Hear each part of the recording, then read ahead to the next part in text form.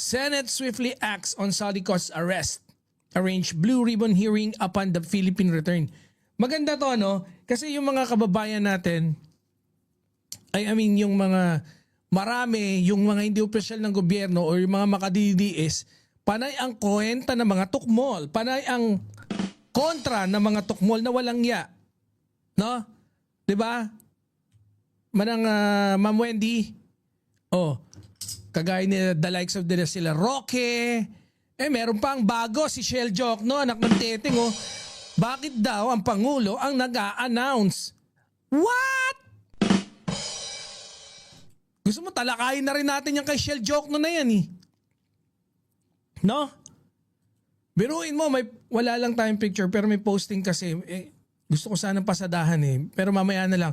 Biruin mo, dapat daw taas-taasan ang nag-announce. Yung may hawak daw talaga ng law enforcement. Nag-post nga ako sa Facebook ko eh. Sabi ko, tama, I agree, Ma'am Elisa C. Nag-a-agree ako kay Shell Jokno. Dapat yung humahawak talaga ng law enforcement. Kaya hinanap ko kagad yung Commander-in-Chief. Sabi ko, bakit nga naman si PBBM? Bakit si Pangulong Bongbong Marcos yung nag-announce na nahuli dyan sa Germany dahil sa kakulangan sa dokumento itong si Saldico? Bakit si PBBM pa? Dapat nga, tama si Shell Jokno, tama. Dapat yung may hawak sa law enforcement. Hinahanap ko ngayon yung Commander-in-Chief. Nakita ko busy-busy. Busy-busy sa paggawa ng mga programa para makatulong, mabawasan yung impacto ng krisis dyan sa Middle East. Walang yaw, sinara na naman yung Strait of Hormuz. Anak ng tipaklong. Anyways, proceed na tayo dito. Even before, ayoko nang, si Shell Jokno. Shell Jokno, okay ni. Ngingiti ka lang, panalo na kami. Anyways, simulan na natin to. Actually, sinimulan na pala natin, no? Hindi kasi nga, gusto ko sanang punta yung Chief of Staff eh. No? Pati yung kay Teves. Kaya lang hindi ako, mamaya, tingnan natin if I have time. Sige, banatan natin. Banatan natin si yung kay Teves, no? Pati yung kay Shell Jokno, wag na, siguro enough na yon yung sinabi ko. That's more than enough. No need to discuss. Because I'm disgust sa mukha ni Shell. Faithfully. BG lang si Ma'am BG. BG ka lang, Ma'am BG. Let's go. So, guys, si Saldico arestado. Bilis ng Senado, hustisya ba o pressure play? No? Ito mga mandirigma, ito yung hindi undercard. Di ba? Hindi kagaya nung kay Pampilo Lacson versus Sal Panelo. Pang undercard lang sa kabaklaan ni sino tong tukmol na to? Si Paulo Duterte. At siyempre, si Caramil. Hindi naman bakla si Caramil eh. No? So, let's begin mga mandirigma. Ito yung tunay na laban dito. Ito yung totoong laban. Hindi yung kay Sal Panelo. At kay Senator Ping na asaran ng butike. Naaresto nga si Saldico sa Prague. At ngayon, kumikilos agad yung Senado. Sabi nga ni Senator Ping Lacson, naka-line up na ang Blue Ribbon hearing pagbalik niya sa Pilipinas. Ibig sabihin hindi siya nakakauwi pero umiikot na ang makina ng investigasyon kahit nandun pa siya sa Prague.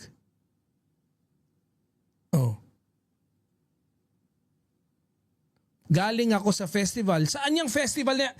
Umattend ka ba ng Coachella? Sosyal. So, si Saldico, siya yung sentro ng kaso pagdating sa flood control controversy si PBBM, syempre siya yung nag-confirm ng arrest at coordination na kinokontra ni Shell Jock ng animal. Anyways, syempre, si Senator Pampilo Lacson,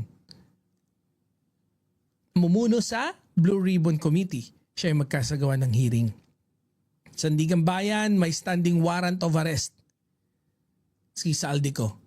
So, dating gawi, mga nasilip natin nung dati pa, ang gawain kontra sa ngayon na ginagawa, reactive justice system. Ganito, kapag wala pa ang suspect, tahimik. Pag nahuli, biglang full speed. Hindi naman masama ang bilis, no? Pero ang totoo, consistent ba yung bilis o selective lang? Dating gawin natin, mabilis kapag spotlight. Nakatutok sa pagmumuka. Mabagal kapag tahimik ang issue. Actually, you cannot blame naman yung naturalesa kasi yan eh. 'Di ba? Kaya nga yung argumento rin natin bakit yung Pangulo pumupunta minsan kasi mas napapabilis yung trabaho. So ganun din yun, yung theory doon sa spotlight. Pag natutukan ng spotlight, bilis-bilisan. Ang maganda rito, kasi gusto nang makontrol yung narrative sa maagang panahon. Ito yung kasi yung critical eh. Before pa makapagsalita si Saldico sa publiko, nakaset na yung hearing. Maganda, di ba, Mary Cachola? Naka-frame na yung issue. Nakaabang na ang mga testimonya laban sa kanya. So ang nangyayari, nauuna yung narrative bago ang depensa. Strategic yun naman yan. No? Kaya maganda. Kasi kung sino ang naunang nag-frame ng kwento, siya ang siya yung makakakuha ng advantage sa public perception. It's not bad unless what you want them to perceive is yung katotohanan. Ma'am Luz Morishima, shout out. 'Di ba? Kaya ako, goods ako dyan. Sa mabilis na gustong pagkilos ni Senator Ping Lacson.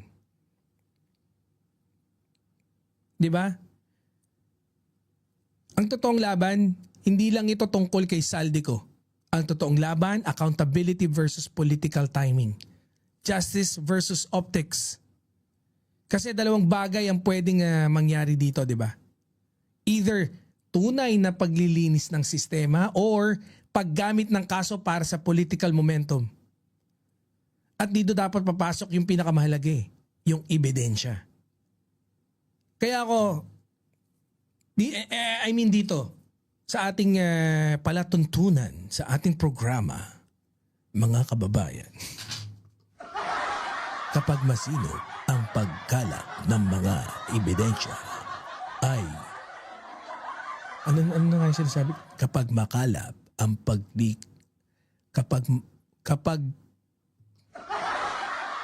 kapag maingat ang pagkalap ng mga ebidensya. Soko, scene of the crimes. Operatives, pasok. Excuse me po. Boss B, shout out. So ako okay sa akin yan. Approve, agree. 'Di ba? Pwede ring ma-prejudge bago marinig ang depensa. Kaya isa pa, yung timing parang political eh. Baka maaring maging ganon. Pero mas pabor ako talaga. Dahil mabilis na aksyon. Tapos syempre, yung Blue Ribbon laging nakaradar. And syempre, yung accountability sa public funds. Eto sabi rito, Mayor Emmy Calixto Rubiano nagpasalamat kay PBBM sa gulay mula sa Benguet para sa mga taga-Pasay. Muling maraming salamat po Pangulong Ferdinand Marcos Jr. sa patuloy na malasakit sa ating mga kababayan. I think yung pinamigay na binili galing Benguet is 3 tonelada if I can remember it correctly. 'Di ba? Oh. Ito, ano sabi rito? Puntahan na natin ha. Maganda kasi ito di ba? And I think marami ngayong mayor na nagpapasalamat dun sa mga diskarte o galawan ni PBBM. Lalo na to, gulay diretso sa tao.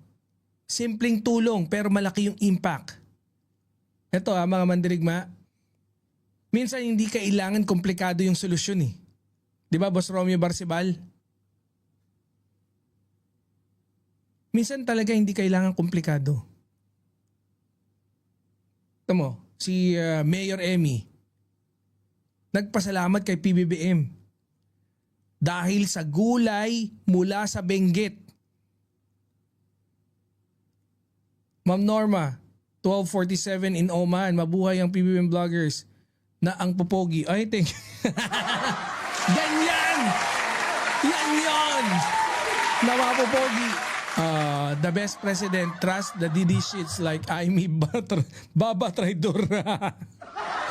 Oh. Nagpasalamat dahil sa gulay mula sa Benguet. Direktang ipinamahagi sa mga taga Pasay. Simple, di ba? Ako lang ba no audio? Ba't naman mawawala ka ng audio? Mic test, mic test. Ganda nga ng audio natin eh. Totoo, baka nakamono ko, no? A test mic? Yeah, yeah. Hey, hey, hey, hey. Hey, Jude. Oy, si Ma'am Nenita, sabi, yon ang tao na nakikita ang mabuting ginagawa ni PBBM. Ang mga DDS, ang taong walang kwenta kahit na nakikinabang sa gobyerno, lagi pang pumipila sa 20 pesos na muy gas kahit pang madaling araw. DDS, utak luga. DDS, tanga-tanga. Pero talaga ba? Totoo ba, DDS? Utang luga ba talaga kayo? Meron audio, malinaw? Alright. I'm not like fresh ako. Alright, okay. No worries, no worries. We're all goods. Biruin yun, di ba? Simpleng-simple lang. Simple ba siya? Oo. Pero pakinggan nyo muna. Ha? Local LGU, yung implementer, si Mayor Calixto Rubiano. Sino yung national support? Siyempre, pamala yung administrasyon ni PBBM. Sino yung mga source ng supply? Siyempre, kaching. Sila. Farmers from Benguet. Diba? Oh. Sino yung mga beneficiaries? Mga taga-Pasay. Ano yung mga dating gawi? Middleman system versus direct supply. Ganito yan dati. Farmer, middleman, trader, retailer, consumer. Pero tumataas kita ng farmers, mababa. Hindi po.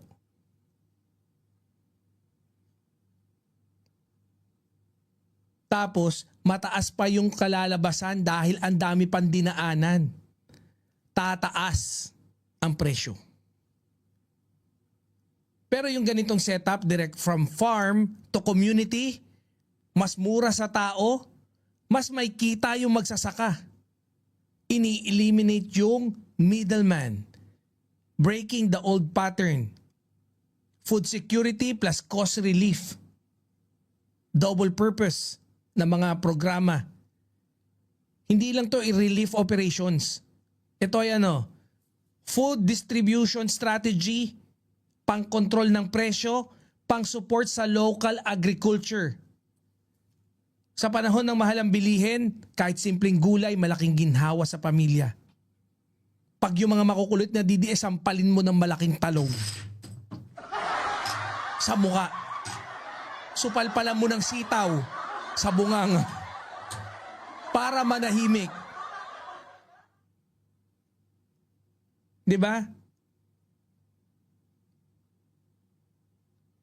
Hindi lang to gulay eh. Ang totoong laban dito, access versus affordability.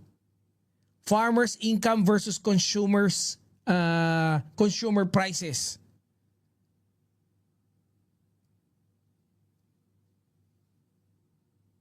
At dito, nagtatagpo yung dalawa. Farmers' income versus consumers' prices, access versus affordability. I-jumble mo na. Pasukan na lang ka sa puwit.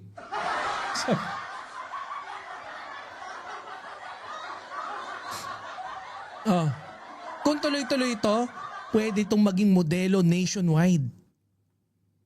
I really do hope na ito yung target ng pamahalaan. Kasi alam niyo kung ano magiging maganda rito? Direct help sa consumers. Support sa local farmers. Nakakatulong sa presyo ng bilihin. Simple pero scalable solution. Pero, syempre, kailangan consistent. Hindi one time. Sana masolusyonan na yung logistic challenges. Yung transport, yung storage. Di ba yun may purpose dati ng DTI? Ano na nga yun?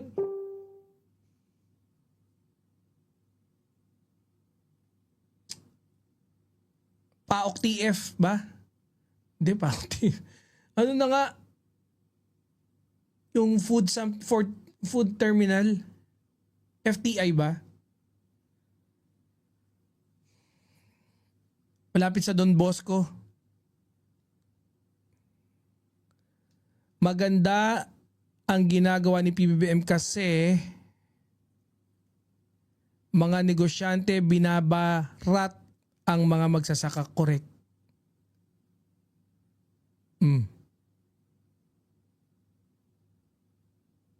Hindi kasi hindi naman sapat kung walang long-term agri-policy. Mamuini Sagon, shoutout. Isa rin yun sa mga things to consider pagka may mga project na ganyan. Oh. Kaya ito mga mandirigma, mas gusto nyo bang direct distribution? O dapat focus sa long-term solution tulad ng farm modernization? Kasi dito, nagtatagpo yung short-term at long-term. Ang galing ng galawan ngayon ng pamahalaan no? Dati pa ako talaga bilib na bilib ako sa diyan sa ginawa ni PBBM sa DA. 'Di ba? Na all of a sudden support local farmers, sabi ni Ma'am BG. Biruin mo, hinawakan niya yung DA, tapos tahimik lang siya. Ito, nagplano, lahat ginawa, mga diskarte, strategy, afterwards, BAM! Pucha, 160, almost 150 plus na mga agri-products processing facilities all throughout the Philippines. Ektarya yung laki. Biruin mo, no? Tapos mga irrigation inayos. Namigay ng mga fertilizer, seedlings, namigay ng mga lupa. Tapos ngayon, patuloy yung suporta. Makakaasa yung farmers natin.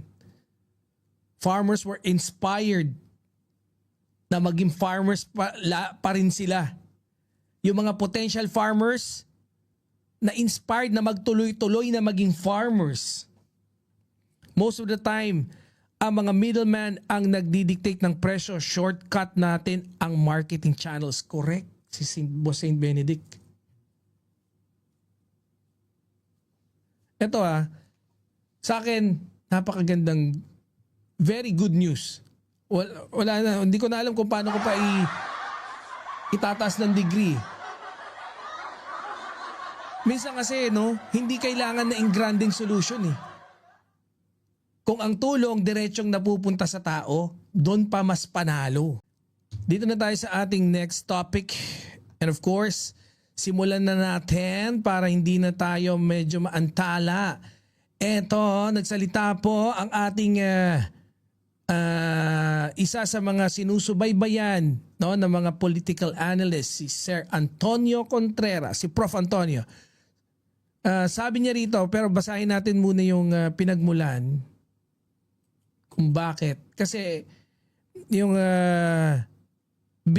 binuska, no, ng kesyo kagaya ng topic natin the other night, ang sabi, malaki ang posibilidad na si Sarah ay gumamit ng kapangyarihan at impluwensya para makapasa sa bar. Oh my goodness, is that true? Puro daldal, bakit di mo i-demanda kung may laban ka? Naka-erita, ikaw ang hayop, mga hayop, makahayop, akala mo gwapo, laki ng bibig mo, pangit mo pa. Malaki bibig ko. Kasya kayong lahat dito. Kain kayo.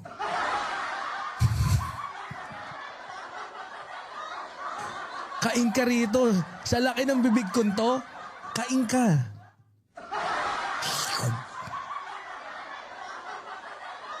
Nagmumukbang ako ng mga bobo.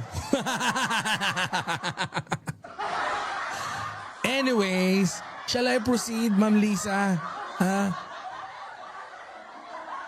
Proceed na ako ha. And eto nga. So, di ba dun lumabas sa testimonya ni Caramil Madriaga na kung saan Bobita. Bobita, pero palaban kahit walang laman.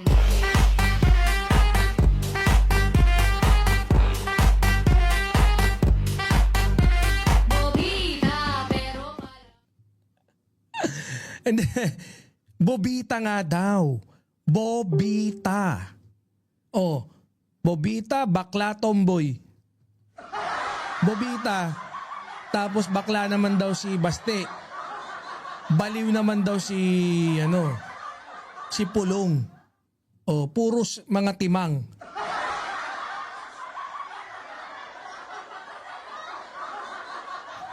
Minsan napapansin ko no? 20 million para pumasa ka sa bar? Totoo ba?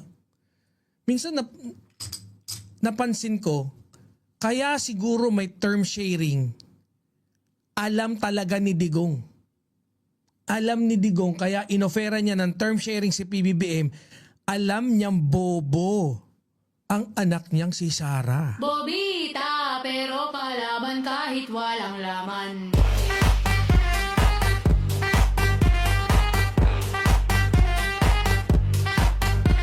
Bobita, pero palaban kahit walang laman. Bobita. Alam ni Duterte, ni Digong, na bobita yung anak niya. Biruin mo, presidente si PBBM. Bakit mo aalukin ng term sharing yung anak mo? Yung anak mo, iaalok mo ng term sharing sa isa. What the heck? Dahil alam mo, naniniwala ka na hindi kakayanin ni Sara Duterte maging presidente. Ngayon, ganun na, naniniwala na ako.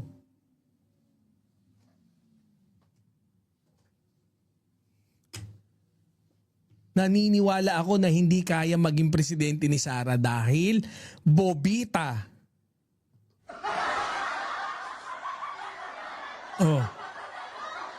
Ito, para namang ito yung nagpasa Oh.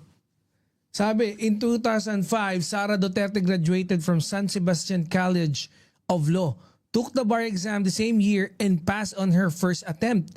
Shortly thereafter, she worked as a court attorney for a few months at the office of Supreme Court Associate Justice Romeo Callejo. Senior Justice Callejo was the chairman of the 2005 bar exam. He was also a Lex Talionis fraternity brother of Digong Duterte. Patay. Bobita, pero palaban kahit walang laman.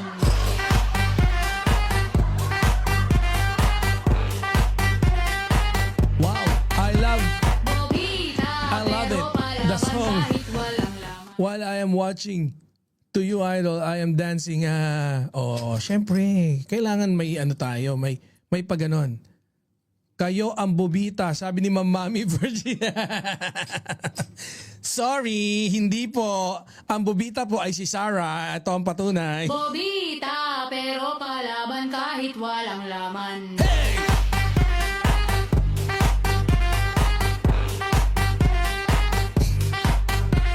Bobita, pero palaban kahit walang Bobits, wala kayong magagawa.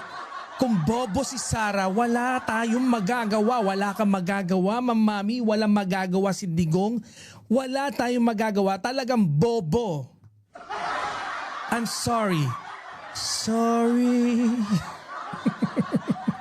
Hey, Boss Vinny! Autobots transform and roll out.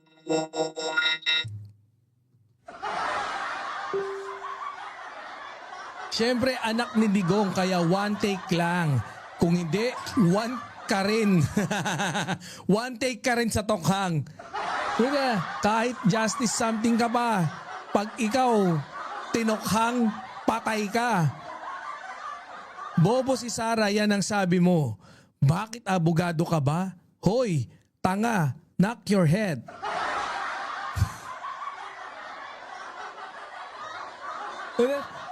Bakit ganon? Yung pattern ng mga DDS, pambobo talaga.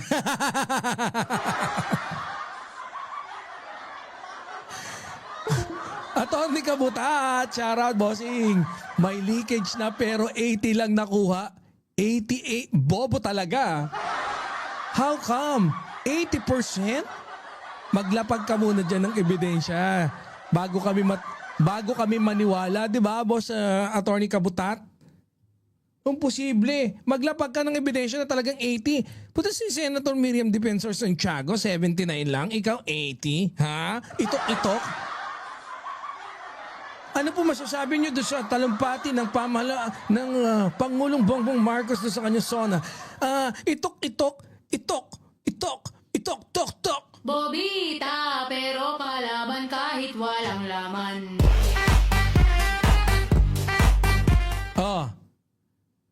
Bar grade issue. Talino ba ang usapan o pag-iwas sa mas mabigat na tanong? Ang tanong, bobo ka ba talaga? Oo. Mga mandirigma, ito yung classic na diversion topic. Diba, biglang lumulutang usapan ng bar exam ni Sara Duterte. Hindi naman yan yung main topic doon. Bakit yan yung kailangan mo sagutin? Ang daming mas kapaki-pakinabang sana in favor sa iyo kung nasagot mo yung mga yun. Eto pa yung gusto mong pinili mong patotohanan? Ha? Tay-tay ka ba talaga? Utak DDS kang hayop ka?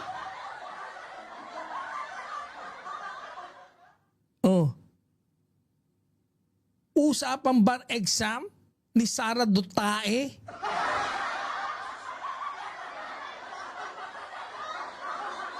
Biruin mo, ikinukumpara ka sa hanay ng talino ni Senator Miriam Santiago? 79 lang daw kasi siya. Ikaw daw napakatalino mong hayop ka. Magaling ka palang kupal ka eh. Magaling kang kupal ka.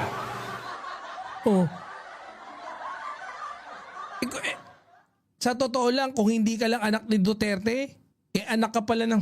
Anak ka ng pu. Anak ka ng pu. Anak ka kasi ng... Nako! Kasabay nito, may mga pahayag pa mula kay...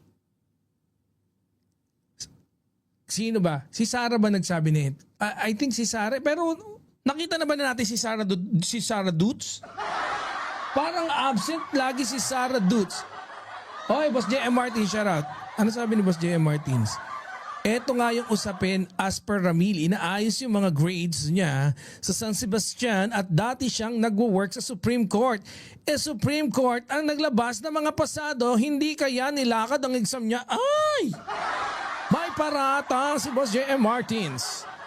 Napakabigat na paratang. Pero mataas ang probability according to my calculation, 4 divided by 2 times 5, mataas ang probability na bobo talaga si Sarah.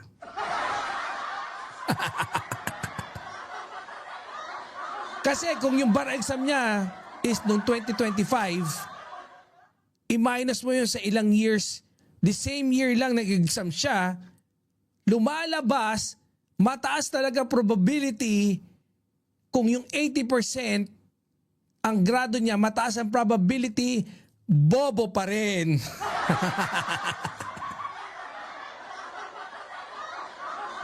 Oh. Pero, ano ba mga sinasabi ng mga iba? Kagaya ni Prof. Antonio Contreras. Putya, hindi lang yan bar exam ang sukatan ng talino. Pero ang tanong natin, bakit ito ang piniling pag-usapan ngayon? Bakit? Etong si Sara Duterte, siya yung nakasentro ng usapin ngayon. 'Di ba?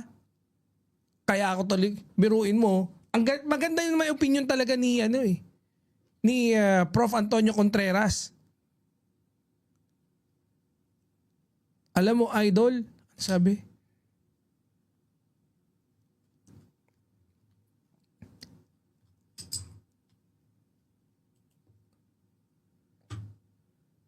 ba't binura? Hindi naman pangit yung sinabi Alam mo, idol, ang daming nang-aaway sa akin ng mga DD shit pero hindi ako papatalo. Lumalaban ako para sa ginagawa ni PBBM. Compare. Oo, yun, maganda yung sinabi. Ba't niyo binura? Tanggalin mo ang gladiator mo para makita ko mukha mo. Kago. Gladiator? Anong gladiator? Alin, ano yung gladiator? Hey, hello guys. Sabi ni Boss J.M. Martins, ilabas kaya yung exam test papers. Yun nga di ba? Patunayan niya na totoo yun. Dahil kung hindi, maghuhurimentado si Attorney Rock and Roll. Nabasa ko kay Attorney Rock and Roll, mukhang hindi daw totoo. Oh. Okay lang yung bobo. Ano daw? Okay lang yung bobo. Kasi pwede pa matuto. Kaysa bangag, sira na ang utak.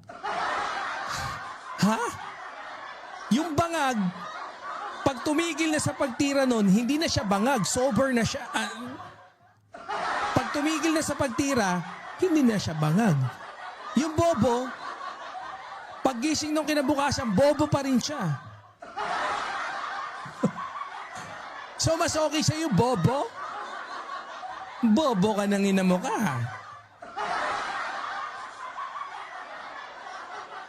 Ito yung pinili para malihis lahat ng mga usapin at hindi mapag-usapan dahil ito na lang yung pwede niyang makalusot siya. Wala Sino ba yung source ng lahat ng yan? Si Ramil Madriaga. Siya lang naman daw ay isang TDS Inner Circle pasokers. Pamangkin ko nga nasa 25 years old, nakapasa ng bar. Hindi pa siya nag-review ng mga, talaga, galing Yung bobo parang habang buhay na yun, oo nga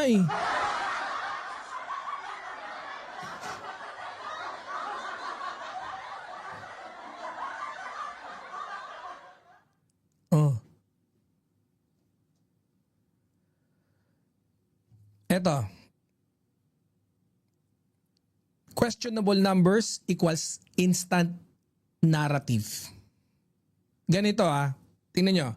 Lumalabas ang claim, mataas daw yung bar rating. Kinompare pa sa ibang kilalang matalino. Pero ang issue, wala namang official na document na pinakita para patunayan yung grades niya. Walang direct verification na publicly presented. So ang nangyari, yung numbers, ginawang narrative. Nagiging debatable. Ganon din yun. Kung sinabi niyang pasang-awa lang or mas mababa, posible ba na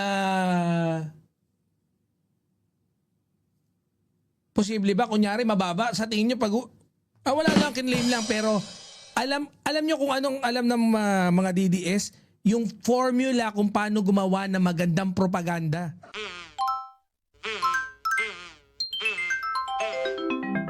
Kakulango.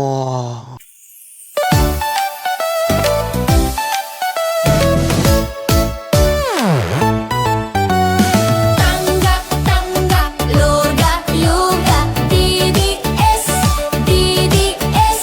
Dating nyo ay karton, dating nyo ay karton. Duterte, Duterte. Tanggap, tanggap, luga, luga, DDS, DDS. Dating nyo ay karton, dating nyo ay karton.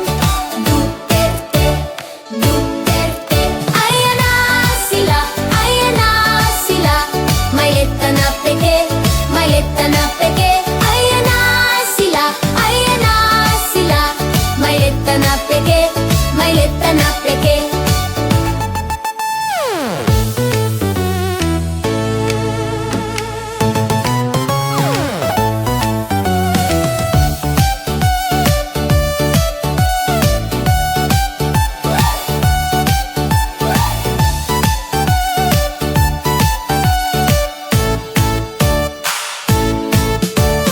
Tangga, tangga, luga, luga, DDS, DDS. Tatay niyo ay karton, tatay niyo ay karton. Duterte, Duterte. Tangga, tangga, luga, luga, DDS, DDS. Tatay niyo ay karton, tatay niyo ay karton. Duterte, Duterte. Ayan na sila, ayan na sila. Maleta na peke, maleta na peke. Ayan na sila, ayan na sila. Maleta na peke, maleta na peke.